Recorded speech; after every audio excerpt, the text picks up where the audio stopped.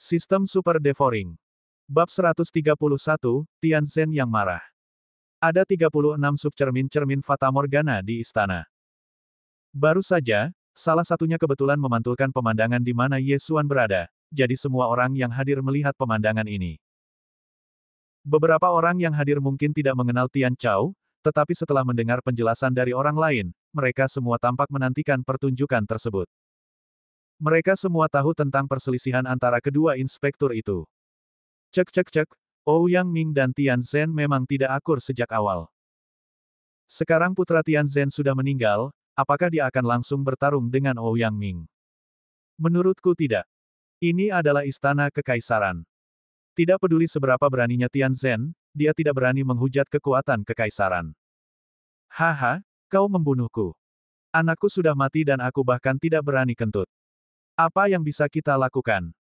Meskipun kaisar tidak menyadarinya, dia mungkin mengawasinya secara diam-diam. Selain itu, ada beberapa pendeta agung dari keluarga kerajaan di sini. Jika Tianzhen berani mengambil tindakan, dia pasti akan mati. Bahkan keluarga Tian tidak dapat menyelamatkannya. Beberapa menteri berbisik-bisik. Suara mereka juga terdengar di telinga Tianzhen. Jika dia berada di luar kota kekaisaran saat ini, dia pasti akan bertarung sampai mati dengan Ouyang Ming. Sayangnya, ini adalah istana kekaisaran, tempat pejabat sipil dan militer menggelar pengadilan. Sekalipun dia punya 100 keberanian, dia tidak akan berani mengambil tindakan di sini. Ouyang Ming, oke, kamu hebat sekali. Kita lihat saja nanti. Kuharap kamu tidak menjadi pengecut. Setelah mengucapkan beberapa kata kasar, Tianzhen pergi. Sekarang dia tidak bisa membalaskan dendam putranya, apa gunanya tinggal di sini? Sebaliknya, Ouyang Ming sedang dalam suasana hati yang buruk ketika dia melihat ekspresi frustrasi Tianzhen.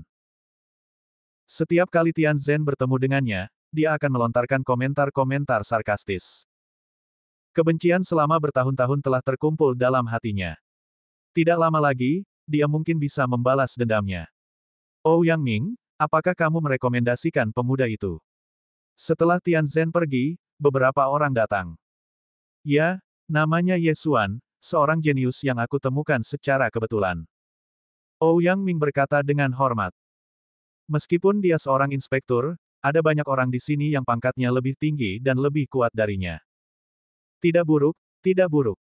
Aku menyukainya. Ingat untuk memperkenalkannya padaku setelah kompetisi. Ayolah, mungkin kaisar menyukainya. Oh, jangan beritahu siapapun. Titik. Di cermin misterius. Kali ini, Ye Xuan mendapat untung besar. Tidak hanya berhasil menerobos ke alam roh sejati, dia juga memperoleh banyak poin melahap, serta meningkatkan garis keturunan semua binatang buas dan garis keturunan macan tutul pengejar angin ke tingkat menengah. Tahukah kamu, jika kamu langsung membeli garis keturunan perantara dari 100 binatang buas, kamu akan membutuhkan 5.000 poin melahap. Tidak hanya itu, trofinya juga mencakup poin kompetisi. Ye Xuan memeriksa inventaris dan menemukan bahwa total poin pada orang-orang itu sekitar 2 juta, dan beruang hitam kecil yang ganas itu memiliki 1 juta poin di tubuhnya. Yang paling mengejutkan Ye Xuan adalah beruang hitam besar yang ganas. Jumlah token poin di tubuhnya mencapai 10 juta. Apa arti 10 juta poin kompetisi? Itu 100 kristal bermutu rendah. Jika Ye Xuan melahap 100 kristal tingkat rendah, ia akan dapat memperoleh 10.000 poin melahap. Sayangnya, kompetisi belum berakhir, jadi dia tidak dapat menebusnya. Dia menghabiskan poin-poin itu dan kemudian segera berlari ke tablet batu peringkat. Benar saja, yang pertama telah diganti. Juara pertama, Ye Xuan, 13 juta poin. Masih ada beberapa sisa pada akhirnya, tetapi Ye Xuan tidak terlalu peduli. Haha, aku yang pertama. 6 jenius besar dari ibu kota kekaisaran hanyalah sampah di hadapanku. Ye Xuan tertawa dalam hatinya. Dia mengalihkan pandangannya ke bawah dan menemukan bahwa tempat kedua, Jiang Xian, putra jenderal besar yang melindungi negara, juga telah mencapai 3 juta poin.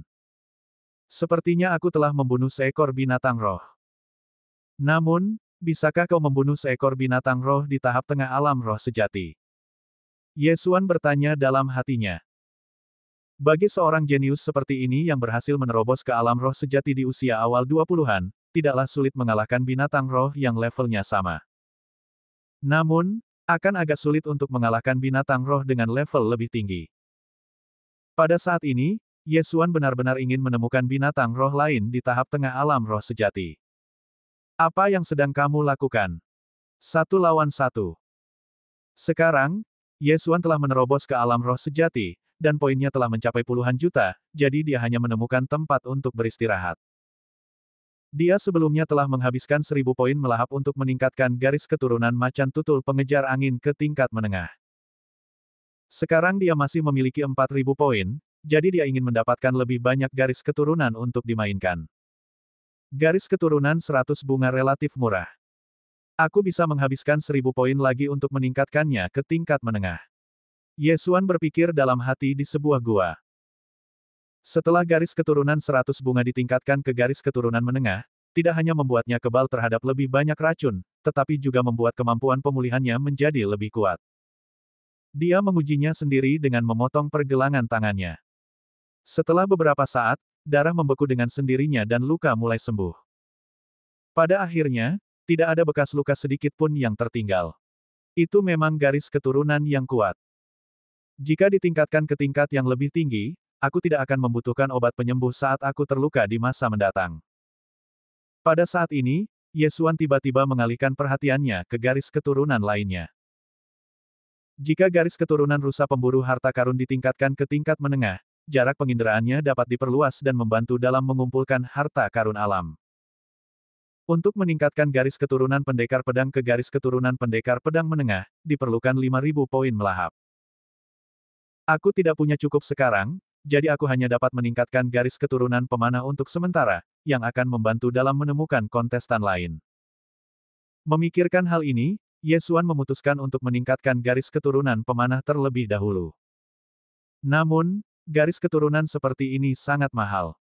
Ia menghabiskan 3000 titik melahap sekaligus. Setelah pertukaran itu, ia menjadi orang miskin lagi, dengan hanya selusin poin melahap yang tersisa. Ding, garis keturunan pemanah telah berhasil menyatu. Saat perintah sistem berbunyi, Ye Xuan tidak dapat menahan diri untuk tidak melihat sekeliling. Setelah garis keturunan pemanah ditingkatkan, bidang penglihatannya meningkat pesat, seperti teleskop langit. Ketemu. Mata Ye Xuan tiba-tiba menyala dan melesat keluar dalam sekejap. Menggunakan jangkauan visualnya yang super kuat, ia langsung menemukan sosok yang bergerak. Garis keturunan menengah semua binatang, garis keturunan menengah macan tutul pemburu angin, seni bela diri tingkat spiritual langkah teratai hijau, dan tahap awal alam roh sejati, faktor-faktor ini telah memungkinkan kecepatan Ye Xuan melampaui semua orang di cermin langit berkabut. Kemudian, dia langsung menghentikan prajurit yang bergerak cepat itu. Namun, saat dia melihat wajah prajurit itu dengan jelas, dia sedikit terkejut. Itu adalah kenalan lain. Prajurit di depannya tidak lain adalah Deng Yang, putra Pangeran Nanlin, yang datang bersamanya untuk berpartisipasi dalam kompetisi ibu kota kekaisaran. Namun, Ye Xuan terlalu malas untuk berbicara dengannya secara langsung.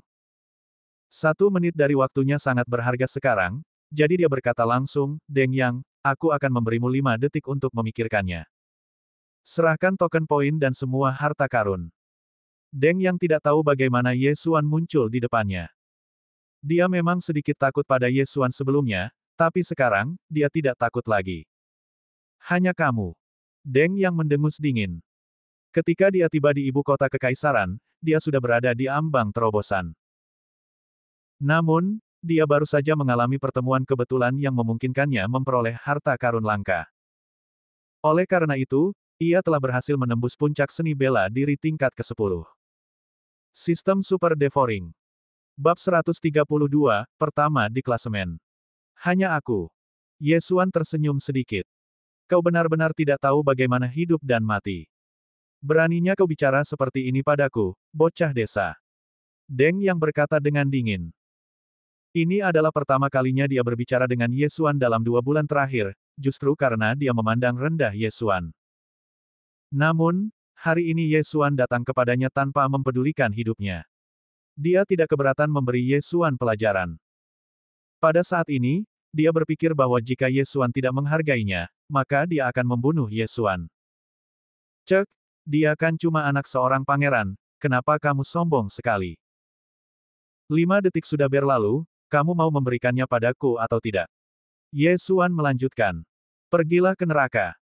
Deng yang marah dan mencabut pedang ajaib di tangannya dan menusukkannya ke arah Ye Xuan. Dentang. Namun, serangannya tidak menusuk Ye Xuan, melainkan menusuk bunga teratai. Bunga teratai ini membungkus Ye Xuan sepenuhnya di dalamnya. Seni bela diri defensif. Deng yang terkejut. Seni bela diri semacam ini sangat langka. Tetapi pada saat berikutnya, dia benar-benar terkejut. Tidak, ini bukan kekuatan spiritual, ini adalah roh sejati. Itu tidak mungkin. Bagaimana mungkin itu adalah roh sejati? Serunya. Dia tumbuh di samping seorang ahli alam roh sejati yang kuat dan sangat akrab dengan roh sejati. Perasaan tertekan yang ia rasakan saat ini hampir sama persis dengan perasaan yang pernah dirasakan ayahnya. Apa yang digunakan Ye Xuan memang melampaui jangkauan kekuatan spiritual. Ya, itu roh yang sebenarnya. Sekarang, saatnya bagimu untuk menyerahkan barang-barang itu, kan? Ye Xuan tidak bergerak, hanya menatap Deng Yang dengan tenang. Tidak mungkin, ini tidak mungkin. Baru beberapa saat sejak kompetisi dimulai dan kamu sudah berhasil menembus dari tingkat ke-10 menengah seni bela diri ke alam roh sejati. Deng Yang tidak dapat mempercayainya. Namun saat dia baru saja selesai bicara, dia tiba-tiba teringat bahwa saat pertama kali bertemu Ye Xuan, pihak lawannya hanya berada di puncak seni bela diri tingkat 9. Dalam waktu 2 bulan, dia berhasil menerobos dari seni bela diri tingkat 9 ke alam roh sejati. Ini benar-benar belum pernah terjadi sebelumnya. Kau bisa menerobos, tapi aku tidak bisa. Berhenti bicara omong kosong. Waktuku berharga. Kau akan memberikannya padaku atau tidak? Ye Xuan melotot. Kamu berani menyentuhku. Ayahku. Sebelum Deng Yang sempat menyelesaikan kata-katanya, dia terbang ke samping. Apakah kamu pikir setelah kompetisi ini, aku akan lebih buruk dari ayahmu? Suara dingin Ye Xuan jatuh ke telinga Deng Yang, membuatnya gemetar. Pada usia 16 tahun, dia berada di alam roh sejati, dan hanya ahli alam asal sejati 8 tahun lalu yang dapat dibandingkan dengannya. Dan ayahnya hanyalah seorang pangeran kecil. Ketika dia melihat Ye Xuan setelah kompetisi, dia mungkin harus memberi hormat dengan hormat. Bahkan jika Ye Xuan membunuhnya sekarang, ayahnya mungkin tidak akan bisa membalaskan dendamnya. Deng Yang juga orang yang cerdas. Dia segera membuat keputusan dan melemparkan token poin dan harta yang telah dipungutnya. Dan pedang spiritualmu. Mata Ye Xuan berbinar. Orang ini sebenarnya ingin kehilangan senjata ini. Dia benar-benar sedang mencari kematian. Deng Yang menggertakkan giginya dan melemparkan pedang di tangannya. Sekarang, dia tidak punya apa-apa lagi terhadapnya. Kamu pintar. Ye Xuan mendengus dingin dan menelan benda-benda ini di depan Deng Yang. Cincin Qiankun. Deng Yang terkejut lagi. Tampaknya Ye Xuan bukan hanya murid Sekte Liyun. Mungkinkah dia adalah keturunan keluarga besar di ibu kota kekaisaran, dan pergi ke Sekte Liyun dengan nama samaran untuk mencari pengalaman hidup. Selamat tinggal. Saat dia sedang berpikir, Ye Xuan telah menghilang. Titik. Dia adalah putra seorang pangeran, tetapi dia hanya memiliki 200.000 poin. Ye Xuan berpikir dalam hati sambil berlari liar. Namun, jika 200.000 poin terkumpul setelah kompetisi, poin tersebut dapat ditukar dengan 2 kristal bermutu rendah, yang lumayan juga. Pada saat berikutnya, Ye Xuan juga berkeliaran, dan poinnya melonjak pesat. Akan tetapi, perilakunya juga menimbulkan sensasi besar, baik di luar maupun di dalam cermin Mekong. Seiring berjalannya waktu, jumlah kontestan di Sky Mirror terus berkurang. Pada hari ke-7, hanya tersisa 1.000 kontestan. Dalam 7 hari, daftar peringkat poin telah mengalami perubahan luar biasa, tetapi tak seorang pun dapat menggoyahkan posisi pertama. Tempat pertama, Ye Xuan, 53 juta poin. Tempat kedua, Jiang Xian, 14 juta poin. Tempat ketiga, Li Shaotian, 12 juta poin. Tempat keempat, Zhao Pan, 11 juta poin. Titik.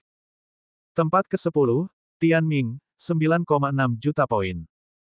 Poin Ye Xuan sendiri hampir setengah dari poin 19 orang pertama yang digabungkan.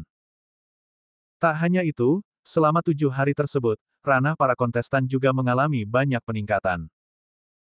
Selain 6 jenius sebelumnya, beberapa pembangkit tenaga alam roh sejati baru juga telah muncul. Di antara mereka adalah Tianming dan Zhao Pan. Yang bisa dipastikan Ye Xuan sekarang adalah, Zhao Pan yang berada di urutan keempat dalam daftar itu adalah Zhao Pan yang dikenalnya, karena dia pernah bertemu dengan seseorang yang pernah dirampok oleh Zhao Pan, dan menurut orang itu, Zhao Pan adalah seorang pria yang super gemuk. Oleh karena itu, Ye Xuan dapat memastikan bahwa kedua Zhao Pan adalah orang yang sama, dengan kata lain, Zhao Pan ini juga telah menerobos ke alam roh sejati. Pada saat ini, di puncak sebuah gunung, seorang pemuda berdiri di tepi tebing, sambil memandang keluar. Pria muda ini adalah Ye Xuan.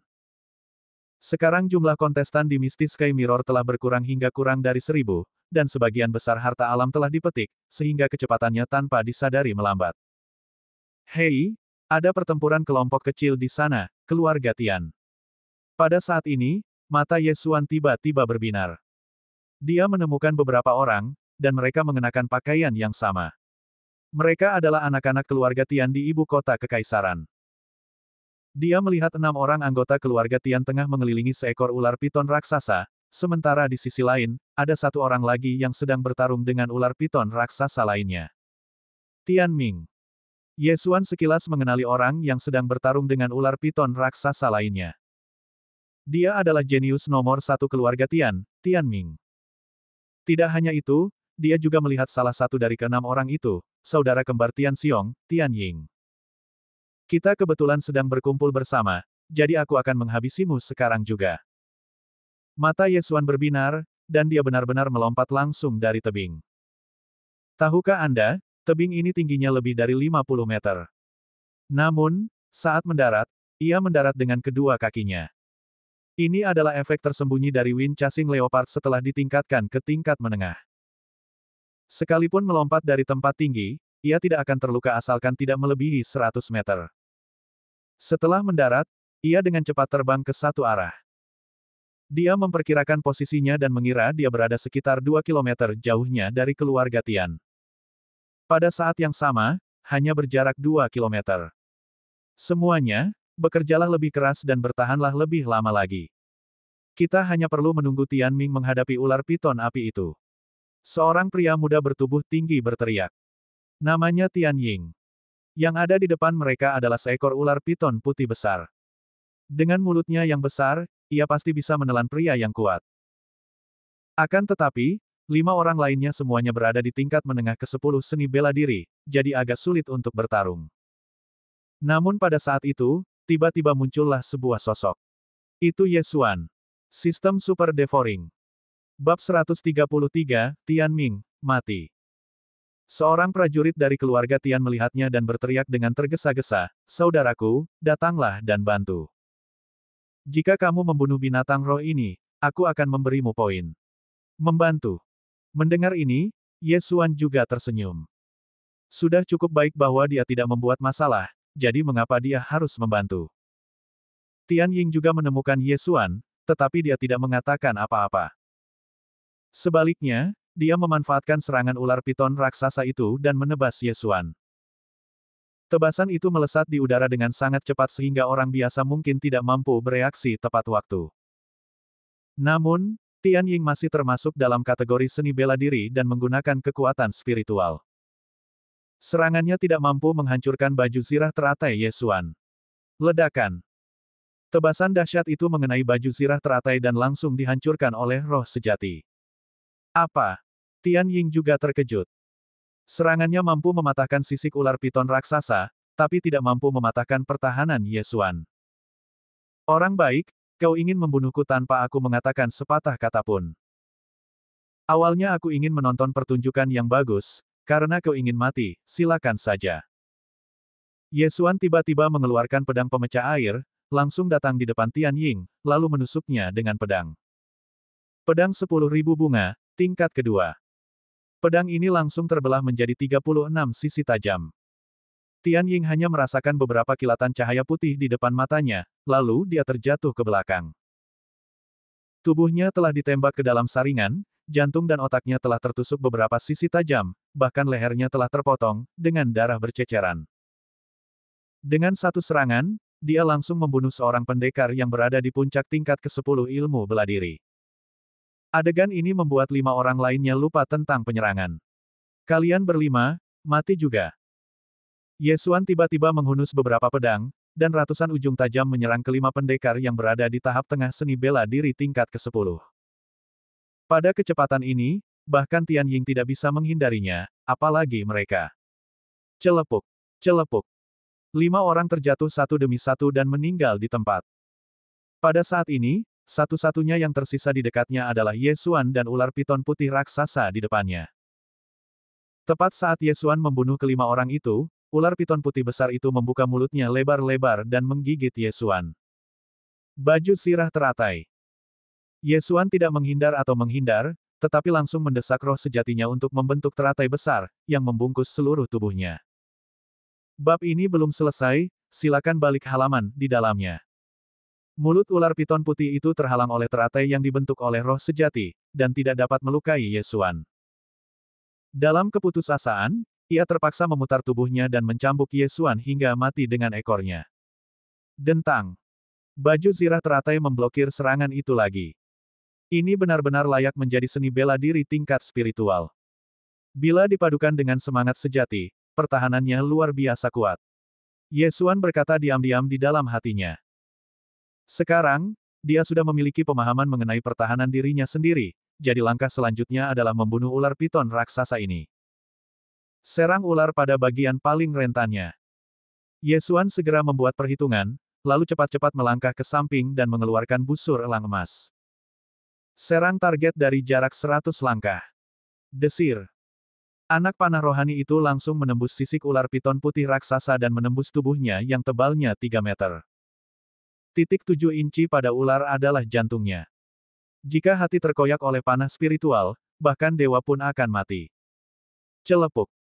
Kepala ular piton putih besar yang angkuh itu terjatuh ke tanah. Binatang spiritual seperti itu terbunuh dalam sekejap. Kalau ada orang yang hadir pada saat ini, mereka pasti sangat terkejut sampai menjatuhkan telur. Pada saat ini, suara pertempuran di kejauhan juga berhenti. Oh, apakah pertempuran di pihak Tianming juga sudah berakhir? Ye Xuan bergumam, tidak tahu apakah Tianming membunuh ular piton merah raksasa atau sebaliknya. Tetapi saat berikutnya, Ye Xuan tahu bahwa Tianming telah menang karena dia mendengar langkah kaki. Tak lama kemudian, sesosok muncul di hadapan Ye Xuan. Dia adalah jenius nomor 1 keluarga Tianming. Dikatakan bahwa Tianming juga telah menerobos ke alam roh sejati. Cek-cek, sungguh disayangkan. Ye Xuan menggelengkan kepalanya dalam hatinya. Siapa yang meminta Tianming menjadi anggota keluarga Tian? Sekarang setelah dia bertemu Tianming, dia tidak akan punya jalan keluar. Tianming kotor, jelas baru saja bertempur dalam pertarungan hebat. Setelah dia muncul, dia terkejut ketika melihat mayat-mayat tergeletak di tanah. Dan ketika dia melihat wajah Ye Xuan dengan jelas, dia bahkan lebih terkejut. Itu kamu. Tianming berseru. Bagaimana mungkin dia tidak mengenal Ye Xuan? Itu aku. Ye Xuan tersenyum sedikit. Kaulah yang membunuh mereka. Tianming menatap mayat-mayat di tanah dengan terkejut. Ye Xuan mengangguk langsung, ya, aku membunuh keenamnya, termasuk ular piton es ini. Ketika suara itu berakhir, dia sudah melihat. Bab ini belum selesai, silakan balik halaman ketakutan di mata Tianming. Mampu membunuh binatang roh membuktikan bahwa kekuatan Ye Xuan sudah mampu mengancamnya. Kamu berani membunuh keluarga Tianku. Kamu sangat berani. Tianming berjalan keluar perlahan-lahan. Ia menemukan bahwa luka pada ular piton es yang mati tidak serius. Itu seharusnya disebabkan oleh Tian Ying dan yang lainnya. Namun, saat ia melihat lubang berdarah di titik 7 inci, hatinya hancur. Dia membunuh binatang spiritual dengan pertahanan kuat dalam sekejap. Apa yang baru saja dia hadapi adalah seekor ular piton api. Ular piton api dan ular piton es ini adalah binatang roh kembar yang telah bersama sejak lahir. Namun, antara ular piton es dan ular piton api, ular piton es memiliki pertahanan yang lebih kuat daripada ular piton api, sedangkan ular piton api memiliki daya serang yang lebih kuat daripada ular piton es. Ye Xuan mampu membunuh Ice Piton dalam hitungan detik, kekuatan yang bahkan ia tidak dapat tandingi. Tak lama setelah kompetisi dimulai, aku membunuh Tian Xiong dari keluarga Tianmu. Oh, dan orang itu bernama Tian Chao. Lagi pula, kita sudah saling dendam, jadi apa salahnya membunuh beberapa orang lagi? Ye Xuan berkata perlahan. Tian Xiong, Tian Chao. Tian Ming bergumam pada dirinya sendiri. Tidak masalah jika Tian Xiong meninggal, tetapi Tian Chao adalah putra Tian Zhen, jadi Ye Xuan benar-benar pemberani. Siapa kamu? Tian Ming berteriak. Mendengar pertanyaan ini, Ye Xuan menyeringai dan berkata, menurutku, kamu seharusnya melihat namaku. Ingat, namaku Ye Xuan, dan akulah yang akan membunuhmu. Desir. Saat kata-kata itu diucapkannya, dia melesat pergi meninggalkan bayangan. Kecepatannya begitu cepat sehingga bahkan Tian Ming tidak punya waktu untuk bereaksi. Sangat cepat. Tian Ming baru saja mendesah dalam hatinya ketika Ye Xuan sudah bergegas di depannya. Dalam sekejap, puluhan sisi tajam melintas dan lehernya langsung terpotong dengan beberapa sayatan. Darah mengalir keluar dari hatinya bagaikan mata air. Ia tak percaya bahwa dirinya yang berada di tahap awal alam roh sejati, dibunuh seketika oleh manusia. Baru saat itulah dia menyadari bahwa Ye Xuan adalah nomor satu dalam daftar peringkat poin. Melihat tubuh Tian Ming, Ye Xuan berdiri diam beberapa saat. Mulai sekarang, berkurang satu orang kuat alam roh sejati di cermin langit berkabut. Pada saat itu, ia mulai menghitung rampasannya. Tian Ying dan Tian Ming keduanya jenius dari keluarga Tian, jadi mereka masing-masing memiliki senjata spiritual. Hasilnya, Ye Xuan mendapat pemasukan besar lainnya dari kekuatan spiritual. Namun, ini hanya sebagian kecilnya.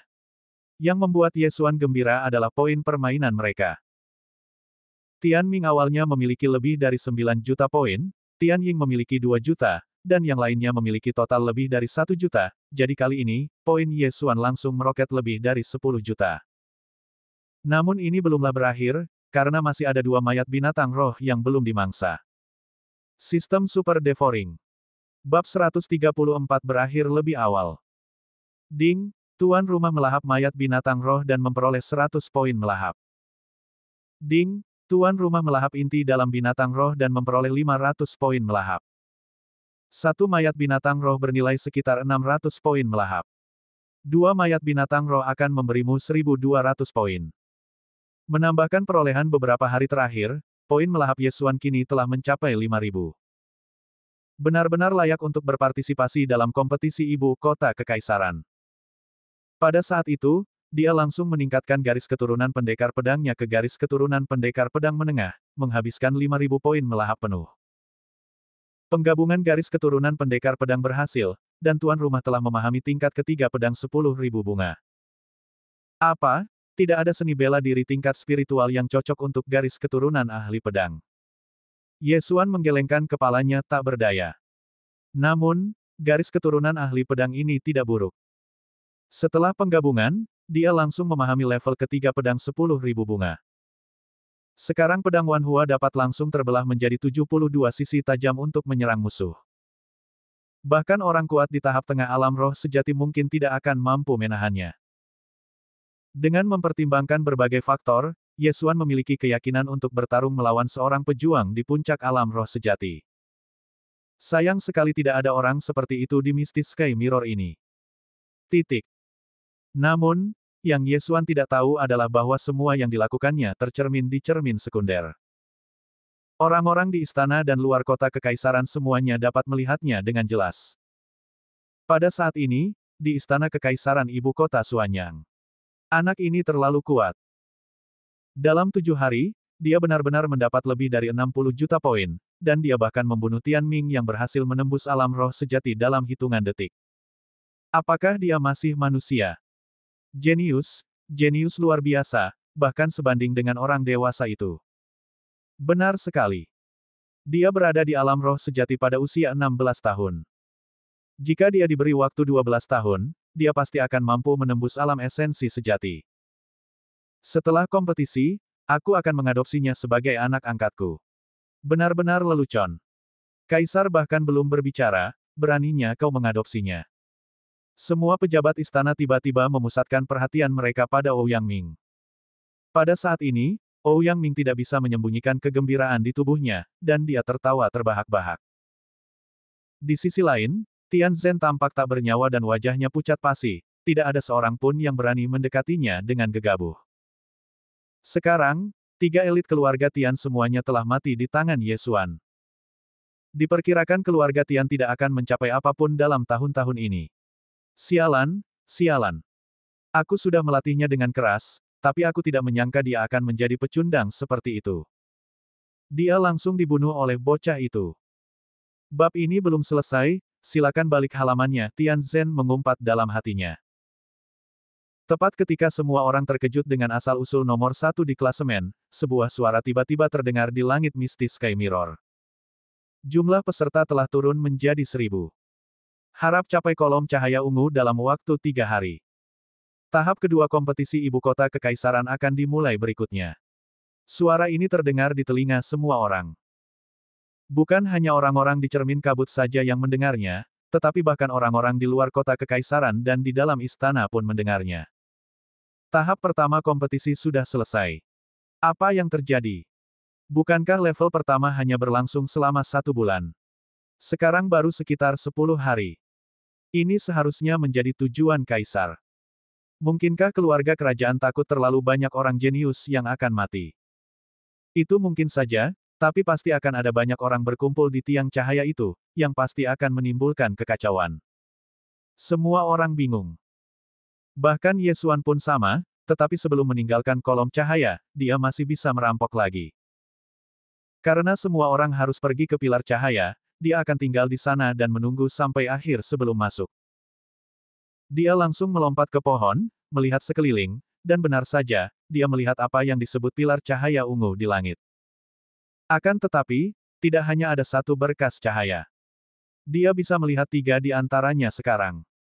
Sepertinya aku hanya bisa memilih satu tempat untuk dijaga. Ye Xuan berpikir dalam hati dan berjalan menuju seberkas cahaya ungu. Dengan kecepatannya, ia akan mencapai kolom cahaya ungu terdekat dalam waktu kurang dari setengah jam. Namun, ketika dia mendekat, dia menemukan bahwa di bawah kolom cahaya itu ada cermin langit, dan di samping cermin langit itu berdiri seorang pria berpakaian ungu, pria yang sama yang berdiri di tembok kota sebelum kompetisi. Pria berbaju ungu itu juga menemukan Ye Xuan dan berkata, "Kamu dapat memilih untuk pergi, atau kamu dapat memilih untuk tinggal di cermin langit berkabut." "Aku belum akan pergi." Ye Xuan berkata, dan bersembunyi langsung di pohon besar. Dengan bantuan efek garis keturunan Shadow Leopard, dia bersembunyi dan bersiap menunggu seseorang datang. Pria parubaya berpakaian ungu itu menatap Ye Xuan dan juga terkejut. Jika dia tidak memperhatikan dengan saksama, akan sulit baginya untuk menemukan Ye Xuan. Seperti yang diharapkan darinya sebagai nomor 1 di klasemen, dia memang punya beberapa keterampilan. Pria berbaju ungu itu mendesah. "Tuan, saya ingin bersembunyi sebentar. Jangan bicara dulu." Terdengar suara samar dari samping. Pria berbaju ungu itu tersenyum pahit dan berdiri di sana dengan tenang. Bab ini belum selesai, silakan balik halamannya. Tidak lama kemudian, orang lain akhirnya datang, tetapi kali ini, ada 2 orang. Kekuatan kedua orang ini juga cukup bagus. Mereka berdua berada di puncak tingkat ke-10 seni bela diri, dan mereka berdua mengingini poin masing-masing, jadi mereka bertarung. Pada akhirnya, satu orang terbunuh dan yang lain mendapat semua poin. Akan tetapi, saat belalang sembah itu mengintai jangkrik, tanpa menyadari keberadaan burung oriole di belakangnya, saat ia hendak pergi, Ye Xuan tiba-tiba melompat keluar dan menendangnya, mengambil semua poinnya. Ye Xuan melakukan hal yang sama selama 2 hari berikutnya, langsung merampok puluhan prajurit. Poinnya melonjak hingga 70 juta. Namun, pada hari ketiga, ketika saatnya hampir tiba, sesosok tubuh gemuk tiba-tiba muncul di hadapan Ye Xuan. Ye Xuan merasa dia tampak familiar. Ternyata itu adalah Zhao Pan, orang yang pernah ditemuinya sebelumnya. Setelah melihat Zhao Pan, Ye Xuan langsung melompat turun. Ketika Zhao Pan mendengar suara langkah kaki, dia menoleh dan melihat bahwa orang yang datang adalah Ye Xuan. Dia langsung tersenyum dan berkata, "Hai, saudara Ye, ini kamu. Fatih, kamu benar-benar punya kepekaan waktu yang bagus." Ye Xuan berjalan mendekat sambil tersenyum. Meskipun dia hanya bertemu Zhao Pan satu kali dan ini adalah kali kedua, namun Zhao Pan meninggalkan kesan yang baik padanya dan dia pun menceritakan beberapa hal padanya. Namun, Ye Xuan juga ragu-ragu dalam hatinya, karena Zhao Pan memiliki banyak poin, dan dia berpikir apakah dia harus merampok Zhao Pan. Haha, sepertinya kakak Ye yang berjaga di sini. Mungkinkah kakak Ye juga ingin merampokku? Lemak di wajah Zhao Pan berkedut. Lupakan. Ye Xuan menggelengkan kepalanya. Awalnya dia punya ide ini, tetapi setelah melihat ekspresi serius pria berbaju ungu, dia langsung menyerah. Pria berbaju ungu sudah menegangkan seluruh sarafnya saat ini. Meskipun dia berdiri diam seperti patung, Ye Xuan dapat merasakan bahwa dia mungkin menyerang kapan saja. Saya khawatir pria berbaju ungu khawatir Ye Xuan akan menyerang Zhao Pan. Tampaknya identitas Zhao Pan sangat tidak biasa. Memikirkan hal ini, Ye Xuan memutuskan untuk melupakannya dan berjalan mendekat. Melihat Ye Xuan perlahan berjalan ke arahnya, Zhao Pan bertanya sambil tersenyum, "Kakak gendut, aku tidak melihatnya saat aku datang ke sini, aku ingin tahu berapa banyak poin yang dimiliki kakak Ye." 71 juta. Ye Xuan menjawab dengan jujur. Sistem Super Devouring. Bab 135 Surat Ye Chong. Kau benar-benar hebat. Hanya dalam 10 hari, kau telah berhasil menembus level ke-10 menengah seni bela diri ke alam roh sejati. Poinku bahkan tidak sampai setengah dari milikmu. Zhao Pan berkata tanpa daya. Kakak gendut, kamu juga tidak buruk. Ada banyak orang yang terjebak di puncak seni bela diri tingkat ke-10. Ye Xuan berkata sambil tersenyum. Haha, ayo pergi. Hari ini adalah hari terakhir. Aku khawatir tidak banyak orang di Misty Mirror. Ujar Zhao Pan lalu memimpin dan berjalan ke arah lelaki berbaju ungu itu. Ye Xuan juga mengikuti. Setelah melewati cermin labirin, Ye Xuan kembali ke kota kekaisaran yang dimasukinya hari itu. Kemudian seseorang datang dan membawa dia dan Zhao Pan pergi, mengatur agar mereka tinggal di istana. Tahap kedua kompetisi akan berlangsung 3 hari lagi, dan saya tidak diizinkan meninggalkan tempat selama 3 hari ini. Ini benar-benar menyebalkan. Ye Xuan berkata tanpa daya di halaman rumahnya. Sekarang, hampir semua orang telah meninggalkan Mekong Mirror dan mengatur akomodasi. Selain itu, setiap orang melindungi token identitas mereka dengan baik karena penuh dengan uang. Di luar lapangan, ada patroli para ahli yang konstan, dan beberapa kontestan bahkan menyerah. Lagi pula, beberapa orang tidak memiliki kepercayaan diri untuk masuk 100 besar, jadi lebih baik bagi mereka untuk menyerah dan mencari posisi resmi yang baik. Namun, ketika Ye Xuan baru saja menetap, seseorang datang mengunjunginya. Ia sedikit terkejut karena kompetisi belum berakhir dan para menteri belum diperbolehkan menemui para kontestan. Ketika dia membuka pintu, dia mendapati bahwa orang yang berdiri di luar tidak lain adalah Zhao Pan. Kenapa kamu di sini? Bukankah kontestan tidak diperbolehkan bertemu satu sama lain? Ye Xuan berkata dengan heran. Hehe, saya kasus khusus. Zhao Pan tersenyum dan masuk. Sekarang, Ye Xuan dapat yakin bahwa Zhao Pan ini pasti ada hubungannya dengan keluarga kerajaan, dan dia mungkin adalah pewaris keluarga kerajaan. Kakak gendut, apa yang ingin kamu bicarakan padaku?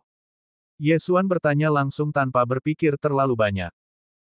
Setelah Zhao Pan memasuki ruangan, dia duduk di kursi batu dengan sangat kasar dan berkata, aku datang ke sini untuk memberitahumu sesuatu.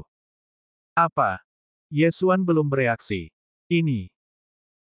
Zhao Pan ragu-ragu sejenak, lalu berkata perlahan, sebelumnya aku pernah berkata bahwa 8 tahun yang lalu ada seorang ahli alam Zenyuan bernama Ye Chong yang memenangkan tempat pertama dalam kompetisi. Apakah kau ingat? Mendengar ini, Ye Xuan tidak bisa menahan diri untuk tidak menyipitkan matanya dan berkata, aku ingat. Dia telah menebak sebelumnya, apakah Ye Chong ini? Bab ini belum selesai, silakan balik halaman ayahnya, tetapi ketika Zhao Pan menanyakan pertanyaan ini sekarang, dia juga sedikit terkejut. Mungkinkah Ye Chong benar-benar ayahnya? Bagaimana jika saya memberitahu Anda bahwa Ye Chong ini berasal dari kota Lianyun di Kabupaten Nanlin? Zhao Pan tiba-tiba berkata sambil tersenyum. Ledakan. Berita ini membuat Ye Xuan benar-benar bingung.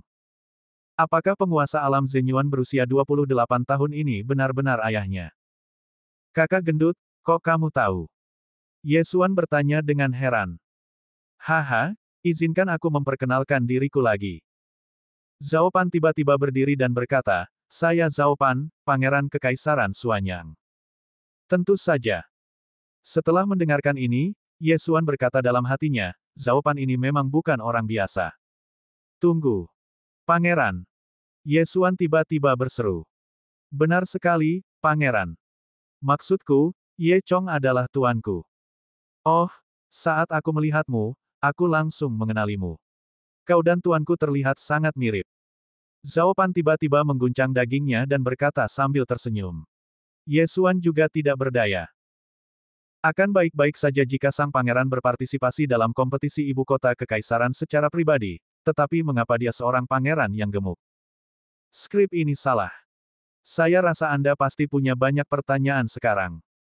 Jangan khawatir, duduklah dan mari kita bicara pelan-pelan. Zhao Pan memberi isyarat kepada Ye Xuan untuk duduk. Ye Xuan tidak berani melakukan itu dan dengan cepat mengepalkan tinjunya dan berkata, Salam, Yang Mulia Putra Mahkota. Baiklah, jangan bersikap sopan. Ayahmu adalah majikanku, dan kita adalah keluarga. Aku 2 tahun lebih tua darimu, jadi kau bisa memanggilku kakak gendut saja. Itu lebih akrab. Zhao Pan melanjutkan sambil tersenyum. Setelah diingatkan, Ye Xuan merasa ada beberapa kebenaran di dalamnya. Jika ayahnya benar-benar guru sang pangeran, maka identitasnya juga sangat luar biasa. Ye Xuan berhenti bersikap sok dan duduk, tetapi setelah duduk, dia tidak tahu harus bertanya apa. 8 tahun yang lalu, ayahmu berpartisipasi dalam turnamen ibu kota kekaisaran dan memenangkan tempat pertama dengan kekuatan alam asal sejati miliknya.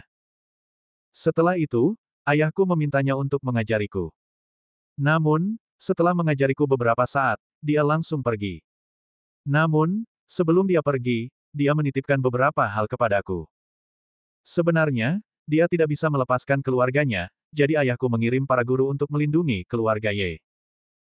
Sebelumnya, para tetua sekte Liu Yun tiba-tiba masuk ke keluarga Ye, tetapi dibunuh oleh para pendeta kerajaanku, dan juga tim penjaga kota awal. Bab ini belum selesai, silakan balik halaman. Zhao Pan menyelesaikannya dengan perlahan. Sekarang, Ye Xuan tiba-tiba mengerti. Ternyata sang guru sebenarnya adalah seorang pendeta dari keluarga kerajaan. Tidak heran tidak seorang pun dapat menemukannya. Dia pasti setidaknya berada di alam roh sejati, kan? Lalu kemana ayahku pergi? Ye Xuan terus bertanya. Aku benar-benar tidak tahu tentang ini. Bahkan ayahku tidak tahu, tapi dia meninggalkan surat untukmu. Namun, dia meminta kami untuk menemuimu, yang berarti kau harus datang ke ibu kota kekaisaran sebelum aku bisa memberimu surat itu. Saat Zhao Pan mengatakan ini, dia tiba-tiba mengeluarkan sepucuk surat dari cincin Qiankun. Ye Xuan dengan lembut membuka surat itu. Tulisan tangan pada surat itu kuat dan bertenaga, begitu kuatnya hingga dapat digambarkan sebagai naga terbang dan burung phoenix yang menari, tetapi Ye Xuan masih dapat memahaminya. Xuaner, jika kamu melihat surat ini, itu berarti kamu telah datang ke ibu kota kekaisaran dan berhubungan dengan orang-orang dari keluarga kerajaan. Ketika Anda melihat surat ini, saya tidak tahu sudah berapa tahun saya meninggalkan keluarga. Anda pasti bertanya, kemana saja saya selama ini? Aku bisa memberitahumu bahwa aku benar-benar pergi mencari ibumu. Saat aku masih kecil, aku bilang ibumu telah meninggal, tapi itu bohong. Ibumu masih hidup, tapi dia sangat jauh dari kita. Tetapi saya tidak akan memberitahu Anda kemana saya pergi kecuali Anda dapat tumbuh hingga tingkat tertentu. Mungkin kamu masih dalam seni bela diri tingkat ke-10, atau mungkin kamu telah menembus alam roh sejati. Dengan asumsi bahwa kamu telah menembus alam roh sejati, maka gunakan roh sejati untuk memadatkannya di depan matamu dan kemudian lihat surat ini. Melihat ini, Ye Xuan segera mengaktifkan kekuatan spiritualnya dan memadatkannya di depan matanya. Kemudian, dia terkejut karena ada kata-kata lain pada surat itu. Surat kedua. Bagaimana ini mungkin? Ini adalah kata-kata yang ditulis dengan kekuatan spiritual. Tidak, ini bukan kekuatan spiritual. Jika ini adalah kekuatan spiritual, bagaimana mungkin aku tidak merasakannya? Aku memiliki garis keturunan rusa pemburu harta karun. Ye Xuan terkejut, tetapi dia tidak terlalu memikirkannya dan terus membaca. Jika kamu bisa membaca surat ini, berarti kamu telah mencapai alam roh sejati. Namun, kukatakan kepadamu, jalan menuju seni bela diri itu sangat panjang. Alam roh sejati hanyalah permulaan. Berikutnya adalah alam Yuan sejati, alam misterius sejati, dan alam pil ilahi. Namun, bahkan jika kamu mencapai alam pil ilahi, aku khawatir kamu tidak akan dapat melihatku, karena ketika aku menulis surat ini, aku telah melampaui alam pil ilahi dan mencapai alam yang tidak dapat kamu bayangkan. Jika kau ingin datang kepadaku, maka teruslah menjadi lebih kuat, lalu tinggalkan kekaisaran Suanyang dan pergi ke istana Lingqiao untuk menemukan seseorang bernama Lin Wenyu.